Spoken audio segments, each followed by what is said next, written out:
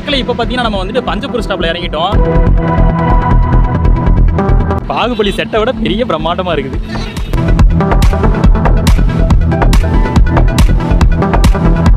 திருநங்கைகளுக்காக செப்பரேட்டா வந்து rest room கொடுத்துருக்காங்க. ரொம்ப சூப்பரான ஒரு விஷயங்க இது.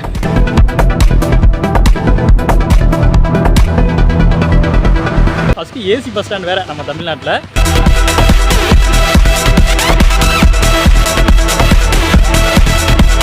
பஸ் ஸ்டாண்ட் ஃபீலே வரலங்க, ஏதோ ஏர்போர்ட்ல நம்ம இருக்க மாதிரி தான் ஃபீல் வருது. திருச்சி பஸ் ஸ்டாண்ட்ல இறங்கி வழக்கமா நம்ம சுத்தி பார்க்குற பிளேஸ் பல இடத்துக்கு போவோம். பட் இன்னைக்கு திருச்சி பஸ் ஸ்டாண்ட் வந்து ஒரு பஸ் ஸ்டாண்டுக்கு போக போறோம். ஆமாங்க, பாகுபலி லெவலுக்கு பிரம்மாண்டமா நம்ம பஞ்சப்பூர்ல உருவாக்கப்பட்ட நியூ பஸ் ஸ்டாண்டு தான் போக போறோம். நம்ம அந்த பஸ் ஸ்டாண்ட் போறதுக்காக நம்ம பஞ்சப்பூர் பஸ் வந்து தேடிக்கிட்டு இருக்கோம்.